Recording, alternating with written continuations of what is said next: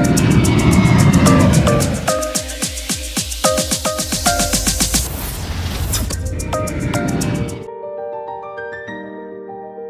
Guys, once again welcome to Odisha IAS academy. मैं दानिश फराज एक बार फिर से आपके सामने हाजिर हुआ हूं हमारा सीरीज का पार्ट 2 लेकर के, जहां पे हम यूपीएससी के लिए मोर देन 1000 क्वेश्चन डिस्कशन करने वाले हैं based on the current affairs with the combination of static part. Okay, so हम लोग आगे बढ़ते हैं कि लास्ट हम लोग 20 क्वेश्चन डिस्कशन किए थे। आज देखते हैं कि हम लोग क्वेश्चन नंबर 21 क्या कहता है। Again question number 21 is talking about election commission with related to freebies.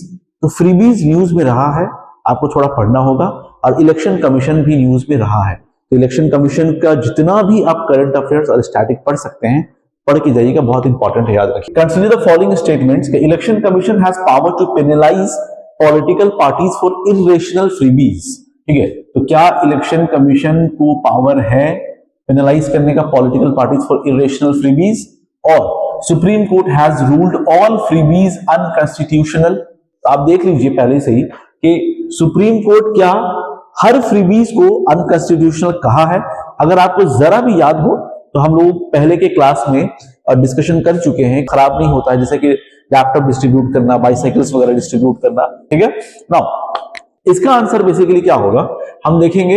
Election commission has basically no power to penalize the political parties. ठीक है, यहां पे इलेक्शन कमीशन नहीं है, याद रखिएगा। सो this one is incorrect and supreme court has ruled all freebies. ये एक एब्सोल्यूट स्टेटमेंट है।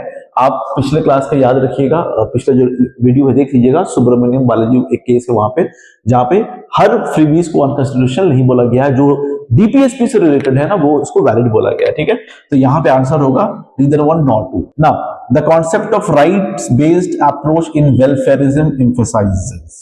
ओके, अब यहां पे अगेन जब फ्रीबीज आप पढ़िएगा ना, तो वहां पे वेलफेयरिज्म यानी वेलफेयरिज्म वर्सेस फ्रीबीज एक डिफरेंस आपको पता होना चाहिए। वेलफेयरिज्म जो है ना, कॉन्स्टिट्यूशनल बेस्ड इसका है, मिलता है कैसे? डीपीएसपी के अंदर।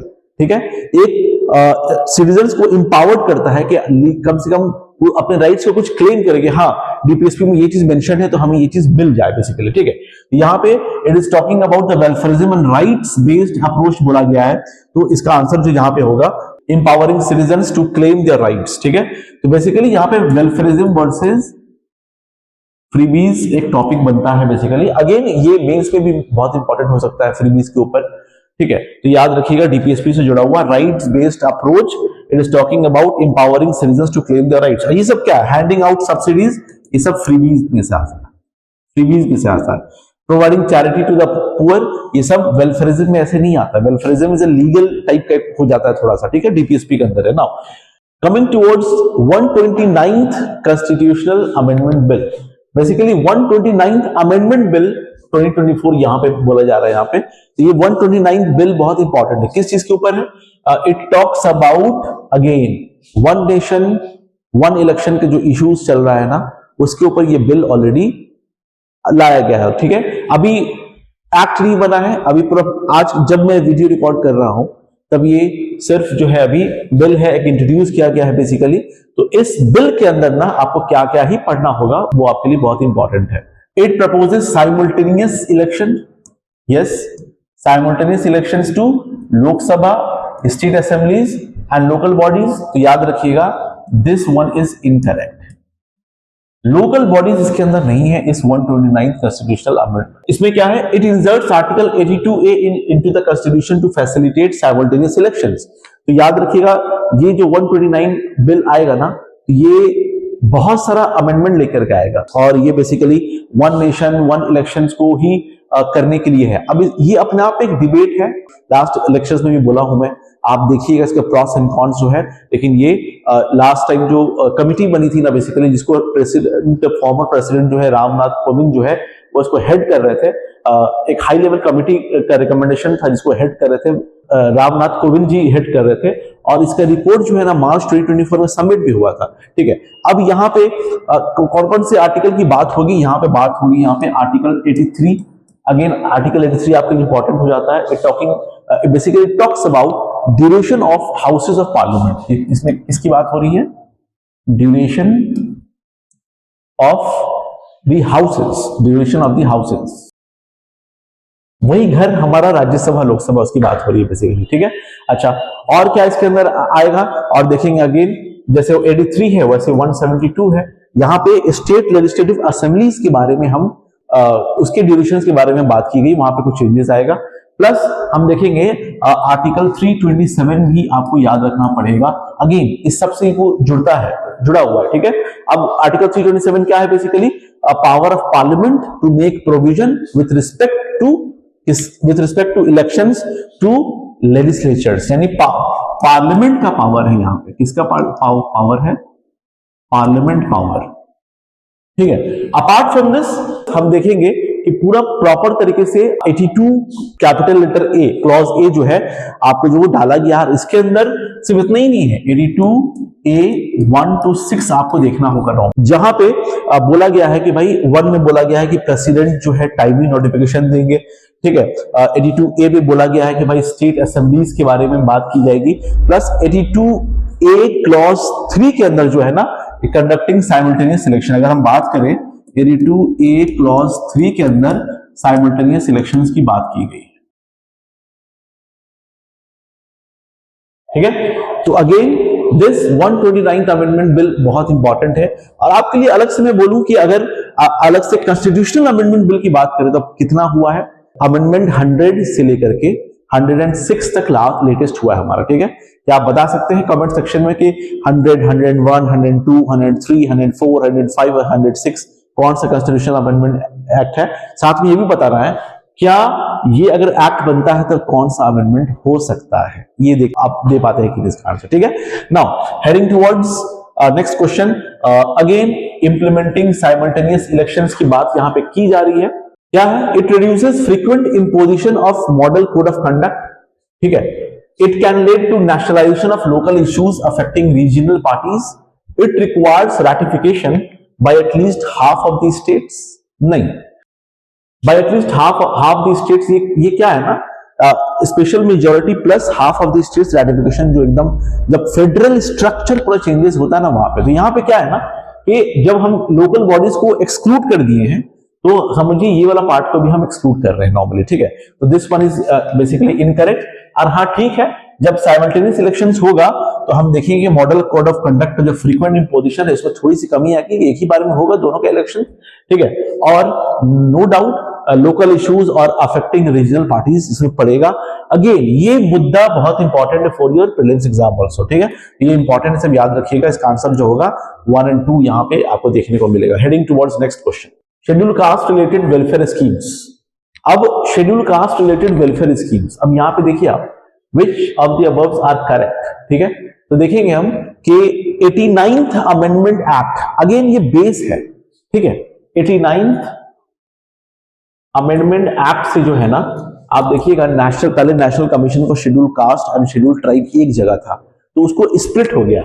इससे क्या हो गया, आर्टिकल 338 हो गया, आर्टिकल 338A हो गया। और उसके बाद में जो अमेंडमेंट हुआ है 338B, जहां पे ओबीसी को भी कॉन्स्टिट्यूशनल स्टेटस दिया गया है। तो आपके लिए क्वेश्चन है कि यहाँ पे ओबीसी को कॉन्स्टिट्यूशनल स्टेटस दिया गया है, जिससे जो आर्टिकल 338B जो इंक्लूड किया गया है, ये कौन सा अमेंडमेंट से इंक्लूड किया गया है, आप जरूर कमेंट सेक्शन में जवाब देना, ठीक है। नाउ इससे national commission for scheduled caste बना है, ऑलरेडी प्रोवाइड किया गया है, ठीक है।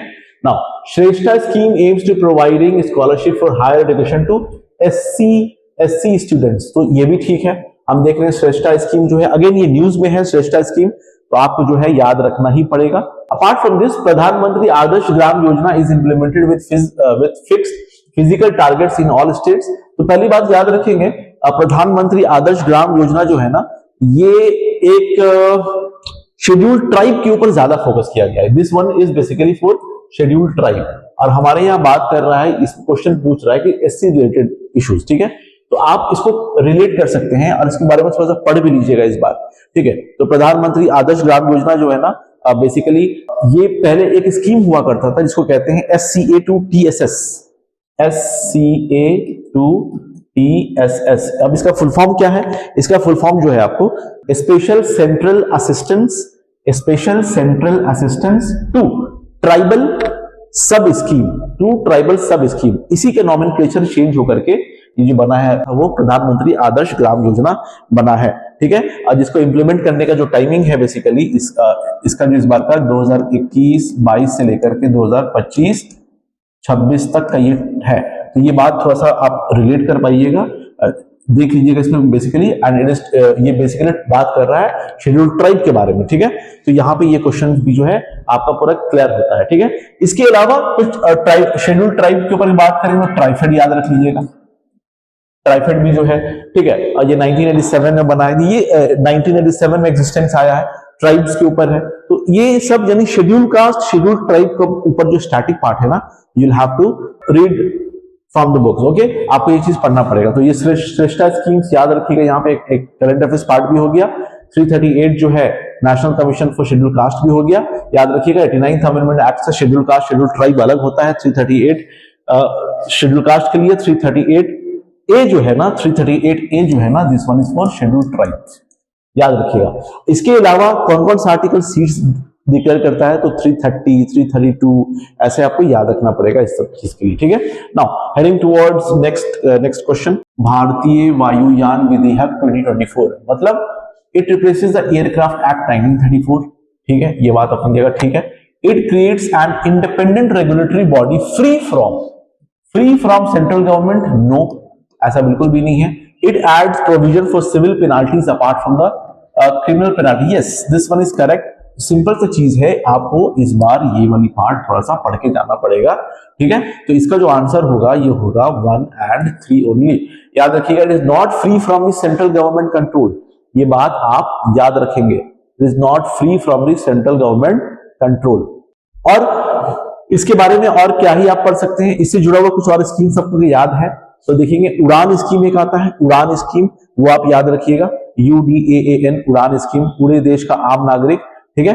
और ये चीज जो है आपको इस बार इंपॉर्टेंट है, ठीक है। और इसमें DGCA बहुत सारी चीजें इसके अंदर इंक्लूडेड है, आप इसको पढ़िएगा जरूर, ठीक है। ये न्यूज में है, भारतीय वायुयान विधेयक, ठीक है। Coming towards next, functionaries in panchayat are impacted by, आपको याद होगा मैं पंचायत डेवोल्यूशन इंडेक्स के बारे में जब बात कर रहा था, वो पुराना फर्स्ट लेक्चर जो हम देख लीजिएगा इसके ऊपर, ठीक है। पंचायत डेवोल्यूशन इंडेक्स के ऊपर बात की गई थी। अब वहां पे कुछ पैरामीटर्स थे, वहां पे कुछ पैरामीटर्स थे। क्या क्या पैरामीटर्स थे नॉर्मली, एक तो फ्रेमवर्क था, दूसरा फंक्शन डायमेंशन था, फंक्शन था, उसके बाद फंक्शनरीज था, फिर हम लोग देखे थे कैपेसिटी बिल्डिंग था, अकाउंटेबिलिटी था। तो उसी में से एक फंक्शनरीज है और उसके बारे में यहां पे बोला जा रहा है कि okay, shortage of support staff, ठीक है, लैक ऑफ स्किल्ड पर्सनल, ये सब इंपैक्टेड ये फंक्शनरीज के अंदर आता है, ठीक है, पंचायत के अंदर। तो शॉर्टेज ऑफ सपोर्ट स्टाफ भी है, लैक ऑफ स्किल्ड पर्सनल भी है, एक्सेसिव ऑटोनॉमी टू पंचायत, ये नहीं है, एक्सेसिव ऑटोनॉमी की बात बेसिकली नहीं की जाती है, ठीक है। हाँ, लैक ऑफ ऑटोनॉमी इशू है हमारे यहाँ, ये शॉर्टेज ऑफ सपोर्ट स्टाफ है हमारे यहाँ, स्किल्ड पर्सनल है हमारे यहाँ, उसमें एक्सेसिव ऑटोनॉमी है क्या यहाँ पे, बिल्कुल भी नहीं है। हाँ, ऑटोनॉमी देने की बात की जा रही है, बट एक्सेसिव ऑटोनॉमी यहाँ पे बिल्कुल भी नहीं है। आप याद रखिएगा, ये जो लोकल गवर्नमेंट है ना, ये स्टेट सब्जेक्ट आता है बेसिकली। और यहाँ पे जो रिपोर्ट आया है डिवोल्यूशन, अब ये डिवोल्यूशन का मतलब क्या होता है, डिवोल्यूशन का मतलब होता है कि भाई passing on off powers authority, यानी जो पावर को हम नीचे ग्रासरूट लेवल पे हम पास करेंगे, अथॉरिटी हम पास करेंगे, राइट्स एंड ड्यूटीज हम जो है पास करेंगे, ठीक है। ये चीज आपको ध्यान में रखना पड़ेगा। और इससे जुड़ा हुआ बहुत सारा आर्टिकल्स आपको देखना पड़ेगा, 243G, 243H, ठीक है। ये सब क्या है बेसिकली, 243G बात करता है कि भाई स्टेट जो है ना, पंचायत को वो पावर प्रोवाइड करेगा और अथॉरिटी प्रोवाइड करेगा सेल्फ गवर्नमेंट चलाने के लिए। स्टेट के पास ही पावर है, स्टेट, ठीक है, स्टेट देगा। यहां कौन दे रहा है, state to endow panchayat with such powers and authority if necessary, ठीक है। 243H क्या है बेसिकली, एम्पावर्स स्टेट लेजिस्लेचर, इसमें क्या है, state legislature, it empowers state legislatures किस बात के लिए, to enact laws authorising panchayat, ठीक है, किस बात के लिए, to impose and collect taxes, duties, tolls and, याद रखिएगा, ठीक है, यानी टैक्सेस वगैरह, टोल्स वगैरह, फीस वगैरह, ये स्टेट लेजिस्लेशन एम्पावर करेगा, 243H में बोला गया है। इसके अलावा 243I देख लीजिएगा, बेसिकली स्टेट फाइनेंस कमीशन की बात की गई यहाँ पे, 243I talks about State Finance Commission. Apart from this, 243ZD is also there. 243ZD is also there. ठीक है. Now ये कुछ टॉपिक है जो आपको कुछ आर्टिकल्स भी है जो इससे रिलेटेड है, पंचायत से रिलेटेड. तो आपको पंचायत से रिलेटेड आपको बहुत सारी बातें यहाँ पे पढ़नी होगी, क्योंकि इस बार न्यूज में भी था पंचायत डेवोल्यूशन एक्ट, इंडेक्सेस भी आया, इसकी पैरामीटर्स क्या क्या है वो आपको देखना पड़ेगा. ठीक है. Now heading towards next question. ठीक है, चलते हैं नेक्स्ट क्वेश्चन की तरफ. हमारा क्वेश्चन नंबर 28 जो है ना वो ओवरसीज सिटीजन्स ऑफ इंडिया के बारे में. ठीक है. अब ये सेक्शन जो है ना बेसिकली सिटीजनशिप से जुड़ता है. आप जब भी लक्ष्मीकांत के पॉलिटी में जब पार्ट 2 पढ़ेंगे जहां पे सिटीजनशिप के बारे में बात हुई है, वहां पे दो टर्म्स आप पढ़िएगा, एक है पर्सन ऑफ इंडियन ओरिजिन और दूसरा है ओवरसीज सिटीजन ऑफ इंडिया. ठीक है. अब 2015 में already person of Indian origin और overseas citizen of India already merge होकर के एक हुआ है. ठीक है. पहले डिफरेंशिएट था पहले नॉर्मली, लेकिन अब ये लोगों को जब ओसीआई कार्ड होल्डर जिनके पास होंगे, ठीक है, जो इंडिया से कनेक्ट रहना चाहते हैं बेसिकली, तो उनके पास अगर ओवरसीज सिटीजन ऑफ इंडिया अगर कार्ड होल्डर होंगे तो वो मल्टीपल वीजास, मल्टीपल एंट्री वो यहाँ पे कर सकते हैं. आके वो यहाँ पे क्या क्या कर सकते हैं वो देखते हैं. क्वेश्चन क्या है? क्वेश्चन क्या है basically, they enjoy political right such as voting and contesting elections. एकदम गलत. क्लियर है? Because they are not citizens of India, simple is that. ठीक है. तो ये आपको गलत मिलेगा. They can acquire agricultural land in India. जब ये नहीं कर सकते हैं तो फिर जमीन एग्रीकल्चर लैंड क्यों ही खरीदेंगे भैया. ठीक है. तो ये भी गलत हो जाएगा आपको.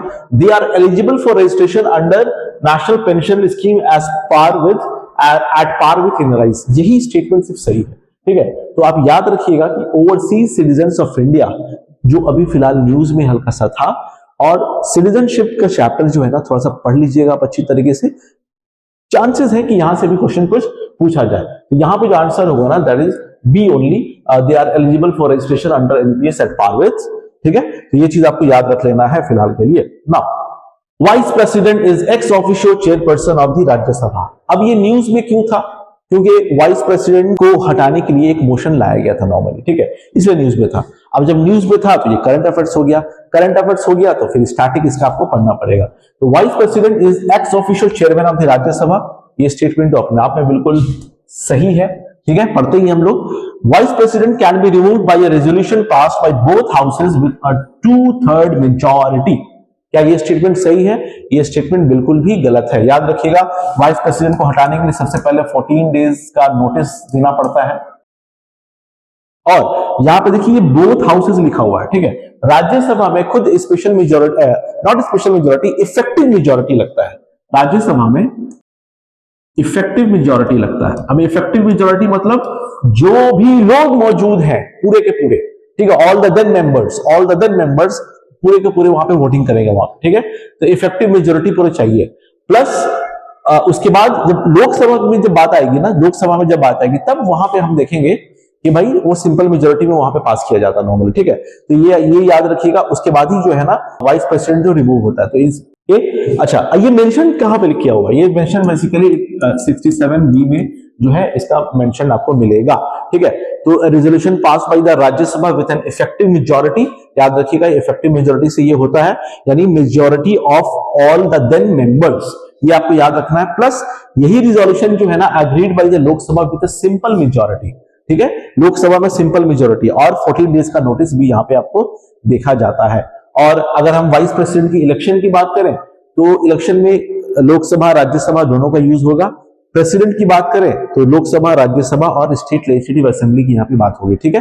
तो ये था कुछ वाइस प्रेसिडेंट के बारे में. तो अगेन वाइस प्रेसिडेंट भी न्यूज में है. राज्यसभा, लोकसभा, पार्लियामेंट चैप्टर भी आपको पढ़ना पड़ेगा यहाँ पे. तो यहाँ पे ओनली वन इज करेक्ट. ठीक है. सिर्फ यही एक करेक्ट है. और साथ ही साथ याद रखिएगा कि vice president is eligible for री इलेक्शन. ठीक है. री इलेक्शन ये भी आपको साथ में याद रखना है. Consider the following guidelines issued by the Supreme Court on mercy petition. अब ये मर्सी पिटिशंस, ठीक है, यानी रहम करने वाले की बात हो रही है यहाँ पे मर्सी पिटिशन. ठीक है. बहुत सारी गाइडलाइंस बेसिकली ये एक इशू है बेसिकली स्टेट ऑफ महाराष्ट्र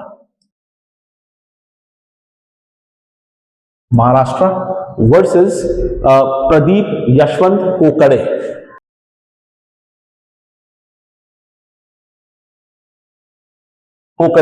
ये केस है. ठीक है. ये केस है बेसिकली और यहाँ पे इस केस में मर्सी पिटिशंस का गाइडलाइंस कुछ बताया गया है, ठीक है, या डेथ पेनाल्टी का एग्जीक्यूशन कुछ होता है ना कि उसमें कुछ डिले विले ना हो या कुछ भी ऐसा हो, बहुत सारी गाइडलाइंस बताई गई है, ठीक है। तो ये चीज एक याद रखना आपको। अब क्या ही गाइडलाइंस इसके अंदर, उस गाइडेंस में electronic communication is not allowed due to confidentiality, ये बात गलत है। इलेक्ट्रॉनिक कम्युनिकेशन इज अलाउड, ठीक है, कि वाया मेल करके भी जो है आप दे सकते हैं नॉर्मली, ठीक है। Dedicated cells are to be created for timely processing, आप देखिएगा कि भाई यहाँ पे कुछ एडिशनल सेल्स जो है ना, dedicated cells for mercy petition भी जो है to be established by states and UTs जो है टू हैंडल मर्सी पिटिशन, याद रखिएगा इस चीज को, dedicated cells for mercy petitions create करने की बात की गई है। कौन कर सकता है ये क्रिएट, ये establish by the states and union territories to handle mercy petition, ठीक है, याद रखिएगा। Plus attachment of the judicial officer, यहाँ पर क्या क्या चीज आपको याद रखना है, अटैचमेंट जुडिशियल ऑफिसर, ठीक है, तो जुडिशियल ऑफिसर का भी अटैचमेंट होना चाहिए from the law and judiciary departments, ठीक है, उस सेल में। Plus information sharing and documentation पूरी होनी चाहिए। प्रिजन अथॉरिटीज वाली जो बात यहाँ पे है, अगेन ये मेंस का भी इश्यूज है, लेकिन आपको मैं हल्का सा बता दे रहा हूँ, मर्सी पिटिशंस की बात हो रही है यहाँ पे, तो ये डेडिकेटेड सेल्स की क्रिएशन की बात हो रही है, प्लस साथ में जुडिशियल ऑफिसर्स के अटैचमेंट की बात हो रही है। इलेक्ट्रॉनिक कम्युनिकेशन जो अलाउड किया गया है मर्सी पिटिशंस के लिए, ठीक है, वो बात करिए, यानी communication should be conducted via email to ensure efficiency, ठीक है, याद रखिएगा इस चीज को। Now with reference to the e courts mission mode project phase 3, ठीक है, अब ये ई कोर्ट यानी समझिए नेशनल ई गवर्नेंस के अंदर में भी सब आता है। अब ये कोर्ट को भी जो है ना डिजिटली कोर्ट, यहाँ पे समझिए बात हो रही है यहाँ पे e courts mission mode project phase 3। अब इसके अंदर क्या है, it is a central sector scheme implemented by high courts, this one is absolutely correct. The e committee of the supreme court is responsible for its strategic direction, ठीक है। अब देख लीजिए यहाँ पे डिजिटली आपको ये चीज याद रखना पड़ेगा, और यहाँ पे जो है ना both are the correct answer, ठीक है, बोथ वन इज करेक्ट। अब ये ई कोर्ट का फेज क्या है बेसिकली, याद रखिएगा, ये जो है ना इसको और भी एमसीक्यूज बनाया जा सकता है 2023 से लेकर के 2027 तक। ये ई कोर्ट्स मिशन मोड प्रोजेक्ट है बेसिकली यहाँ पे, ठीक है। इसका फेज 1 और फेज 2 ऑलरेडी हो चुका है। फेज 1 जो है 2011 से 15 तक है, और फेज 2 जो है 2015 से 2023 तक है, यानी फेज 1 2011 टू 15 एंड फेज 2 2015 से 2023। तो ये फेज 3 चल रहा है हमारा, ये आपको याद रखना पड़ेगा, बहुत इंपॉर्टेंट है ये वाला, क्योंकि इस बार ये न्यूज में था। क्यों किया जा रहा है सब, ज्यादा से ज्यादा ईज ऑफ जस्टिस ज्यादा से ज्यादा दे पाए, आर्टिकल 39A वगैरह सब मिल पाए, और जो जुडिशरी डिले ना हो, बहुत सारी चीजें यहाँ पे की जा रही है इस चीज को लेकर, ठीक है। कमिंग टुवर्ड्स नेक्स्ट क्वेश्चन, हमारा जो अगला क्वेश्चन है वो क्वेश्चन नंबर 32 है, एंड इट टॉक्स अबाउट अमृत ज्ञान कोश, ठीक है। अब अमृत ज्ञान कोश न्यूज में था, तो ये आपके लिए as a current affairs important हो जाएगा। क्या ही है ये, it is hosted on the IGOT Karmayogi platform, basically ये एक पोर्टल है, ठीक है। और रिसेंटली जो है ना union minister of personnel public grievances and pensions ये लॉन्च किए हैं अमृत ज्ञान कोश पोर्टल। ये क्या है basically, it developed by capacity building commission, developed by capacity building commission, plus एक और नाम आप पढ़े होंगे पहले, कर्मयोगी भारत, कर्मयोगी भारत। और ये वर्ड कर्मयोगी याद रखिएगा, ये एक ऑलरेडी खुद एक मिशन है, मिशन कर्मयोगी। अब मिशन कर्मयोगी क्या है कि जो भी सिविल सर्वेंट है ना, जो एस्पिरेंट्स नहीं बोलूंगा उसे मैं, जो ऑफिसर्स हैं, जो सिविल सर्वेंट्स हैं, और उनको ट्रेनिंग करने के लिए मॉडर्न टेक्नोलॉजी के लिए जो है कि साथ में अडेप्टेशन हो उनका, उसके लिए कर्मयोगी बेसिकली आया है, ठीक है। तो ये पोर्टल कौन सा प्लेटफॉर्म में है, IGOT कर्मयोगी प्लेटफॉर्म में है, ये बिल्कुल सही है। इट अलाइंस विद ऑल 17, याद रखिएगा जब कोई एब्सोल्यूट स्टेटमेंट होना तो वहां पे डाउट होगा आपको, हमेशा पढ़ के देखिएगा। ये 17 डेवलपमेंट गोल्स पूरा 17 के नहीं है, ये बेसिकली इसमें से 15 SDGs के साथ जो है अलाइन किया गया है बेसिकली अमृत ज्ञान कोश के अंदर, ठीक है। और बेसिकली ये क्या है, it is a platform to promote self reliance in governance training. क्या है ये basically, to promote self reliance in governance training. ठीक है, ये भी वर्ड जो है ना आप बिल्कुल याद रखिएगा। और कर्मयोगी भारत भी याद रखिएगा एक तरीके से। ठीक है, कि कर्मयोगी भारत खुद एक नॉन प्रॉफिट कंपनी है। ठीक है, ओन्ड बाय गवर्नमेंट। ठीक है, याद रखिएगा, अंडर कंपनीज एक्ट 213। कर्मयोगी भारत जो मैं बोल रहा हूं ना, कर्मयोगी भारत, ये क्या है? ये एक इंस्टीट्यूशनल फ्रेमवर्क है। यही कर्मयोगी भारत में ही जो है ना मिशन कर्मयोगी जो है इंप्लीमेंट किया जाता है बेसिकली। ठीक है, तो ये एक तरीके का स्पेशल पर्पस व्हीकल है। कर्मयोगी भारत एक तरीके का एसपीवी है, स्पेशल पर्पस व्हीकल है, जो कि एक की pillar of the institutional framework की तरह काम करता है। ये आप याद रखेंगे। ठीक है, now this is about one, तो इसका आंसर सिर्फ होगा ओनली वन होगा। ठीक है, consider the following provisions under the boilers bill 2024। Boilers bill इस बार राज्यसभा में पास हुआ था। बॉयलर्स अब है ही क्या बेसिकली, तो याद रखिएगा, a boilers basically refers to a vessel. वो एक तरीके का वेसल है in which steam is generated under pressure. Steam generate होता है, लेकिन प्रॉब्लम क्या है ना, इससे जुड़ा हुआ सेफ्टी कंसर्न का इशू होता है कि आप कुछ जनरेट कर रहे हैं, उसमें सेफ्टी कंसर्न आपको नहीं हो पा रहा है ना, तो नुकसान होता है नॉर्मली बहुत सारा। तो बेसिकली एक पुराना बॉयलर्स एक्ट था 1923 को रिप्लेस किया है। ठीक है, बॉयलर्स बिल 1920, अच्छा यहाँ पे लिखा ही हुआ है। Now all offences under the bills are subject to criminal penalties. तो आप ये देख लीजिए कि ये ऑल ऑफेंसेस यहाँ पे दिया हुआ है, तो इसलिए ये स्टेटमेंट भी अपने आप में सही नहीं होगा। ये बॉयलर्स बिल जो है याद रखिएगा एक स्टीम जनरेटर है यहाँ पे। ठीक है, तो इसको आप थोड़ा सा आप देख लीजिएगा नॉर्मली। ठीक है, एक बोर्ड बनाया गया है, सेफ्टी कंसर्न की बात की गई है यहाँ पे, तो ये क्वेश्चन जो है इसी बॉयलर्स बिल से डील करता है बेसिकली। चलिए हम आगे चलते हैं हम नेक्स्ट क्वेश्चन की तरफ। Which of the following provisions under the SC/ST Prevention of Atrocities Act 1989? अब ये भी अपने आप में न्यूज में रहता है SC/ST का। SC/ST के बारे में आप जितना भी आप पढ़ सकते हैं ना, इस बार भी पढ़ लीजिएगा, including the articles, the facts. ठीक है, कौन national commission for schedule caste, article 338 amendment act 89th amendment act जो है वो सेपरेट किया था national commission for schedule caste को, शेड्यूल ट्राइब्स को। ठीक है, सेपरेट किया था। कौन है बेसिकली, तो ये प्रोविजन बेसिकली आपको क्या ही बताता है, यही आपको अभी देखना है फिलहाल के तौर पे। ठीक है, तो हम देखेंगे यहाँ पे कि प्रोविजन फॉर स्पेशल कोर्ट्स, यहाँ पे बात की गई है इसके अंदर स्पेशल कोर्ट्स हो, rehabilitation of victims of atrocities. ठीक है, रिहैबिलिटेशन की भी यहाँ पे बात हो रही है। ठीक है, तो इसमें जो है ना बोथ 1 और 2 आर करेक्ट, तो ये चीज आप इस बार भी पढ़ लीजिएगा, ये पार्ट न्यूज में था बेसिकली। और इससे जुड़ा हुआ जो फैक्ट्स है ना, मतलब स्टैटिक फैक्ट्स जो लक्ष्मीकांत वगैरह में है प्रीलिम्स के लिए, वो आपके लिए इंपॉर्टेंट हो जाएगा, याद रखिएगा। Now consider the following statements. BVV 2024 provides for an independent appellate tribunal outside the government framework.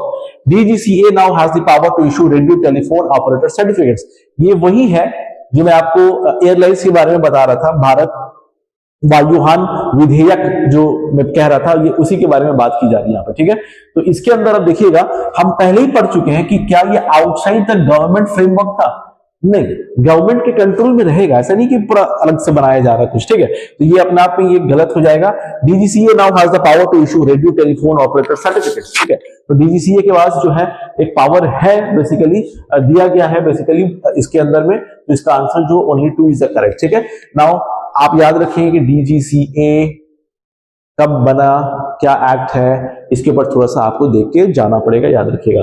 Now मेरा काम क्या है आपको ये बताना कि ये टॉपिक जो है ना इस बार इंपॉर्टेंट हो सकता है। ठीक है, now heading towards next question. With reference to the ई-दाखिल पोर्टल कंसीडर द फॉलोइंग। अब ई-दाखिल पोर्टल एक इंपॉर्टेंट MCQ यहाँ पे आपको रहेगा। ठीक है, तो सबसे पहले तो याद रखना होगा आपको ई-दाखिल पोर्टल क्या है, this is important for your exam. तो ई-दाखिल portal is nothing but it was launched by the National Consumer Dispute Redressal Commission. ठीक है, now it is a part of the implementation of the जन विश्वास bill.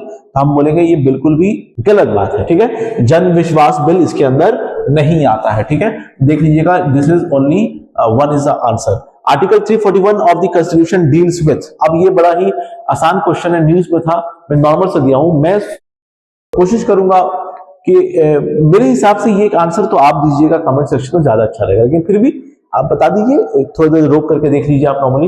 ये notification of schedule caste, ये schedule caste के बारे में यहाँ पे बात हो रही है यहाँ पे, ठीक है। Coming towards next question, again IGOT Karmayogi platform की बात हो रही है यहाँ पे, ठीक है। तो कर्मयोगी के बारे में हमने अभी आपसे डिस्कशन कर रखा था। ये जो बेसिकली है सिविल सर्वेंट का जो है ट्रेनिंग के लिए बात यहाँ पे की जाती है, ठीक है। तो सिविल सर्वेंट की ट्रेनिंग की बात की जाती है, देख लीजिए आप, train civil servant through unified platform IGOT एक प्लेटफॉर्म है, ये इसी से आपको जो है अभी जो पोर्टल जो हमने बोला लॉन्च किया वो हुआ।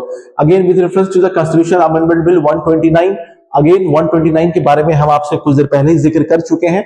129th अमेंडमेंट बिल क्या ही बात कर रहा है, it proposes simultaneous elections to the Lok Sabha and all state legislative assemblies. अब यहाँ पे आप देखिएगा कि ये नहीं दिया हुआ है कि भाई लोकल बॉडीज, ठीक है। तो अगेन लोकल बॉडीज जब नहीं दिया हुआ, this one is correct. The term of state assemblies will now align with the लोकसभा's unexpired term in case of mid term elections, ठीक है। इसको ऐसा समझिए, ऐसा हो जाए कि भाई 5 साल अभी हुआ नहीं है और पहले ही वो जो है किसी वजह से जो है डिसॉल्व हो जाए, तो उस वक्त क्या होगा? तो उस वक्त साइमल्टेनियस इलेक्शन ही होगा, लेकिन वहां पे एक वर्ड यूज किया गया है अनएक्सपायर्ड टर्म के लिए जो है वो अलाइन होगा। अनएक्सपायर्ड टर्म के लिए स्टेट लेजिस्लेटिव असेंबली भी अलाइन होगा, इस चीज को देख लीजिएगा, ठीक है। तो 129th अमेंडमेंट बिल ये चीज बात करता है। हेडिंग टुवर्ड नेक्स्ट क्वेश्चन, अब स्टेट इलेक्शन कमीशन भी अपने आप में न्यूज है। तो SCEC is constituted under the 73rd amendment act. क्या ये 73rd अमेंडमेंट एक्ट से कंस्टिट्यूट किया गया है? पहला सवाल तो यही हो गया already. Second one is overseas elections to both parliament and state legislative assemblies, क्या ये दोनों को देखता है?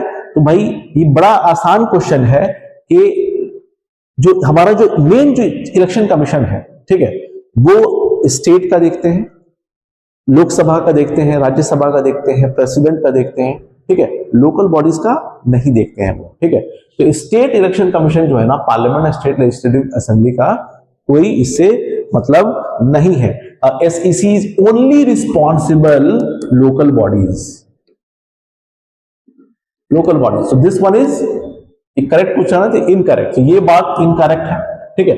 Constituted under 73rd and 74th constitutional amendment act, तो हम देखेंगे yes, so this one is correct, तो one is the correct answer, ठीक है। With reference to the delimitation commission in India, अब डिलिमिटेशन कमीशन भी बहुत इंपॉर्टेंट है, आप याद रखिएगा। अब डेलिमिटेशन कमीशन में क्या ही पढ़ना है आपको बेसिकली, ठीक है, कि it is a statutory body created under the representation of the people act, बिल्कुल सही है, representation of people act. Again this is very important for your exam, ठीक है। अब याद रखिएगा टेरिटोरियल कंस्टिट्यूएंसीज जो बाउंड्री ड्रॉ की जाती है ना, वो इनकी ही मदद से ड्रॉ की जाती है। जम्मू एंड कश्मीर में कंस्टिट्यूएंसीज जो डिवाइड किया गया है, ये कितनी कंस्टिट्यूएंसीज हैं वहां पे, वो डेलिमिटेशन कमीशन के अंदर में ही सभी आता है नॉर्मली। तो अब देख लीजिए, it is territory body created under the representation of people act. अब रिप्रेजेंटेशन ऑफ पीपल एक्ट कब का है? एक तो 1951 है, कुछ अमेंडमेंट हुआ है कि नहीं हुआ है, इसमें आपको पढ़ के बिल्कुल जाना होगा, ठीक है। It's orders can be modified by parliament, क्या ये ऑर्डर्स जो है can be modified by parliament? तो हम बोलेंगे नहीं भैया, the commission decision is final, simple. Delimitation commission ने जो कह दिया वो एकदम फाइनल होगा, ठीक है, and can not be modified by any authority, याद रखिएगा। तो this one is incorrect, so answer is only 1, ठीक है। चलिए हम नेक्स्ट क्वेश्चन की तरफ चलते हैं। Now coming towards model code of conduct derives it's authority from article 324 of the constitution, ठीक है। इलेक्शन कमीशन के ऊपर हमारा ऑलरेडी लेक्चर जो है यूट्यूब में है, आप देख लीजिएगा नॉर्मली वहां पे, ठीक है। तो आप देखिएगा it derives from the 324 of the constitution, तो हम बोलेंगे which one is correct, तो बोलेंगे yes, and violation of MCC has direct statutory penalties under the constitution, क्या ऐसा कोई पेनाल्टीज है? तो हम बोलेंगे नहीं, नो, ठीक है। अंडर द कॉन्स्टिट्यूशन बोलेंगे नहीं, बिल्कुल भी नहीं, याद रखिएगा इस चीज को। MCC has no statutory backing, but ये चलता कैसे है? ये चलता है रिप्रेजेंटेशन ऑफ पीपल एक्ट 1951 से चलता है, RPA 1951 से चलता है, ठीक है। लेकिन इसी डिराइव होता है, करेक्ट कौन सा? तो only 1 is the answer. The decision of disqualification under the anti defection law is subject to judicial review. सबसे पहली बात याद रखिएगा, एंटी डिफेक्शन कहते किसको है? जो दल बदलते हैं ना, डिफेक्शन बहुत हुआ करता था, डिफेक्शन ना हो उसके लिए एंटी डिफेक्शन जो है लाया गया है। अब ये कब आया है?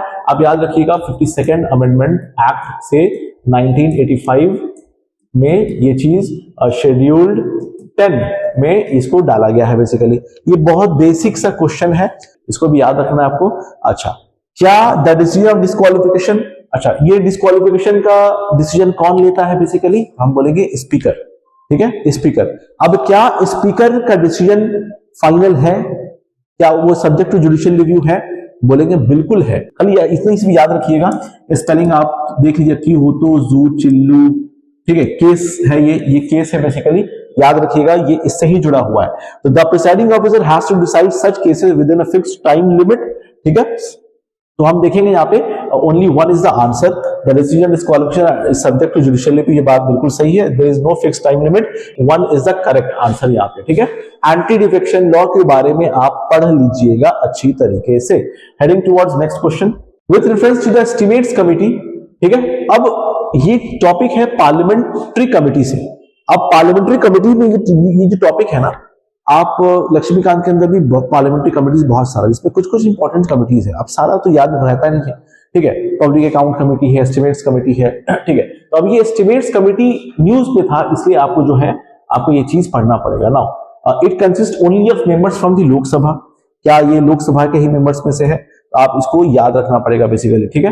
तो बिल्कुल ये सिर्फ लोकसभा के मेंबर्स है। It audits government accounts and expenditure, नहीं, ये ऑडिट का काम नहीं करता, इसके लिए ऑडिट के लिए अलग से कमेटी ऑलरेडी वी हैव, हमारे पास जो है ऑलरेडी पब्लिक अकाउंट कमेटी, याद रखिएगा ऑडिट के लिए कौन सी कमेटी है हमारे पास, पब्लिक अकाउंट कमेटी हमारे पास ऑलरेडी मौजूद है, ठीक है। अब ये कमिटीज इंपॉर्टेंट है, आप पढ़ के जाइएगा। तो इसमें आंसर कौन सा होगा यहाँ पे, only one is the correct answer. Consider the following about the citizenship rules 2024, ठीक है। तो अभी सिटीजनशिप एक्ट जो CAA जो रूल्स है वो उसके बारे में हम लोगों को देखना है, ये वाले पार्ट, ठीक है। तो applicants must provide documents proving entry into India before 2014, ये बिल्कुल सही है, 2014 से पहले जो भी है मामला वो उसमें आ जाएगा। Knowledge of an Indian language is mandatory for naturalisation, तो हम बोलेंगे yes, both conditions are part of rules notified to CAA, ठीक है। तो बोथ 1 और 2 जो है ये इसका आंसर दोनों होगा। तो सिंपल सा चीज है, you have to read this bill, आपको एग्जाम में ये इंपॉर्टेंट है। मैं अब एक एक करके सबको डिस्क्राइब करने लगूंगा ना, तो फिर मैं अपना टारगेट पूरा नहीं कर पाऊंगा क्वेश्चंस का। आपको मैं ये गाइड कर रहा हूं कि ये टॉपिक सब जो है इस बार इंपॉर्टेंट है, इसको देखिए और स्टैटिक पार्ट से रिवाइज कीजिए, simple. Coming towards next question, ठीक है। Article 44 of the constitution provides for uniform civil code, uniform civil code news में रहता है, तो ये कभी भी क्वेश्चन आ सकता है। आपको ऑलरेडी पता है कि भाई आर्टिकल 44 बात करता है यूनिफॉर्म सिविल कोड के बारे में। Goa is the only Indian state currently implementing UCC, तो आप इसको भी याद रख लीजिए कि भाई हाँ ये ओनली है, तो ये बोथ 1 और 2 इज अधिक करेक्ट, ठीक है। तो ये भी याद रखिएगा। और ये DPSP का पार्ट है, बहुत बेसिक सा क्वेश्चन है, क्वेश्चन बनाया गया इसलिए कि भाई ये न्यूज में था। अब UCC के ऊपर जो भी चीज है आप जितना पढ़ सकते हैं आप पढ़ के जाइए। With reference to preventive detention in India, ठीक है। अब एक होता है प्यूनिटिव, एक होता है प्रिवेंटिव, ठीक है। प्यूनिटिव किसको बोलते हैं, प्रिवेंटिव किसको बोलते हैं। आप जब कोई क्राइम कर चुके हैं, फिर जब आपको अरेस्ट किया जाता है ना, तो उसको बोलते हैं punitive detention. Before doing crime, मतलब क्राइम अगर सस्पेक्ट्स के बेस पे, ठीक है, लगता है कि भाई अब ये हो सकता है, ये करेगा, तो उसको पहले अरेस्ट करते हैं हम लोग, तो उस वक्त बोलते हैं हम लोग प्रिवेंटिव डिटेंशन। अब ये आर्टिकल 22 के अंदर बात किया जा रहा है। So article 22 clause 3 removes protection of 20 articles 20 and 21 during detention. क्या ये बात सही है? अब ये बात जो है आपको फंडामेंटल राइट्स जब पढ़िएगा ना, तो डिटेल्स में आपको बताया जा सकता नॉर्मली, लेकिन आप बताइए जब तक क्या ही चीज है यहाँ पे, ठीक है। तो हम देखेंगे कौन सी बातें करेक्ट है। तो ये बात करेक्ट नहीं है। Preventive detention laws include NSA and COSA, तो हम बोलेंगे यस दिस इज करेक्ट, परंतु ओनली 2 इज द करेक्ट। तो इट रिमूव्स प्रोटेक्शन, यानी क्या आर्टिकल 22 क्लॉज 3 में जब डिटेंशन की बात की गई है कि आर्टिकल 20 और 21 नहीं मिलेगा, ऐसा बिल्कुल भी नहीं है। याद रखिएगा कि आप ऐसे ही समझ लीजिए ना, जब भी किसी को अरेस्ट करना, आप किस बेस पे अरेस्ट हो रहे हैं वो आपको पता होना चाहिए, आपको वकील एक मिलना चाहिए, ठीक है। और इसी तरीके से 22 क्लॉज 3 में भी यही चीज आपको मेंशन मिलेगा पूरा जब पढ़िएगा, कि ऐसा नहीं है 20 या 22 डिटेंशन।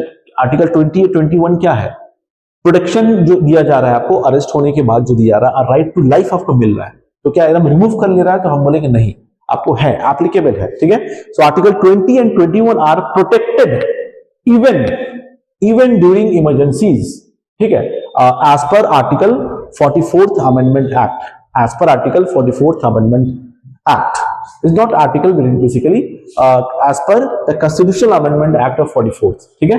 तो ये आंसर हो गया आपको। चलिए हेडिंग टुवर्ड नेक्स्ट क्वेश्चन, ठीक है। मेडिएशन एक्ट 2023, अब मेडिएशन एक्ट में हम देखेंगे it mandates pre litigation mediation in civil disputes, ये भी सही है, ठीक है। It creates a mediation council of India, ये अभी नया एक्ट आया है बेसिकली, मेडिएशन मेडिएटर, आप समझ लीजिए कि भाई एक डिस्प्यूट कुछ होता है तो उसमें बीच में आप आते हैं वहां पे, तो उसके लिए जो एक एक्ट लाया गया है बेसिकली, तो it mandates pre litigation mediation in civil disputes, ठीक है, ये चीज लाया गया है। Plus it creates a mediation council of India, ये आपके इस बार गवर्नेंस केस में आ सकता है, प्रीलिम्स केस में, ये चीज को अच्छे से आप देख लें। प्लस विथ रेफरेंस टू भारतीय न्याय संहिता 2023, ये तो बहुत इंपॉर्टेंट है, ये वाला आप इंपॉर्टेंट है। आईपीसी जो चेंजेस आया है, सीआरपीसी जो चेंजेस आया है, वो आपको याद रखना पड़ेगा। अब इसके जो अंदर जो है ना, simple, it replaces the Indian penal code, बिल्कुल सही। It omits the offence of sedition, बिल्कुल सही।